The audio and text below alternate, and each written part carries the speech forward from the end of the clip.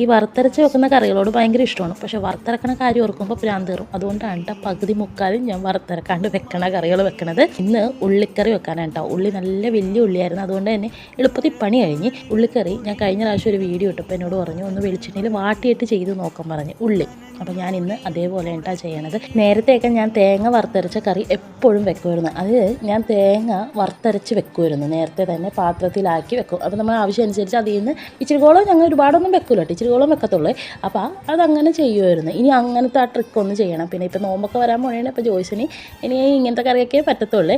ഈ സമയത്ത് ഞാൻ വെള്ളം കുടിച്ചത് ABC ജ്യൂസാണ്. അപ്പോൾ ഉച്ചക്ക സമയത്തൊക്കെ ഞാൻ ഇത്തിരി ചോറ് കൂടുതൽ കഴിക്കാതിരിക്കാൻ വേണ്ടി, കറിയൊക്കെ നന്നാകുമ്പോൾ ഇത്തിരി ചോറ് കൂടുതൽ കഴിക്കും. അപ്പോൾ കഴിക്കാതിരിക്കാൻ വേണ്ടി ഞാൻ വെള്ളം കുടിച്ച് വയറിറക്കും. അപ്പോൾ ഞാൻ ABC ജ്യൂസ് ഉണ്ടാക്കിയിട്ടുണ്ട്. അപ്പോൾ ഒരു വെട്ടം ഗ്ലാസോളം ABC ജ്യൂസ് കുടിച്ച് താളിച്ചും കൂടി ഇട്ടപ്പോൾ കറി സൂപ്പറായിട്ടോ. ഹസീന എന്ന് പറയുന്ന ഒരു ചേച്ചിയാണ് കഴിഞ്ഞ വീഡിയോയിൽ എനിക്ക് ഇങ്ങനെ ഒരു കമൻറ്റ് ഇട്ടത് കേട്ടോ. വാട്ടി വെച്ച് കഴിഞ്ഞപ്പോൾ നല്ല ടേസ്റ്റ് തന്നെ എനിക്ക് തോന്നി.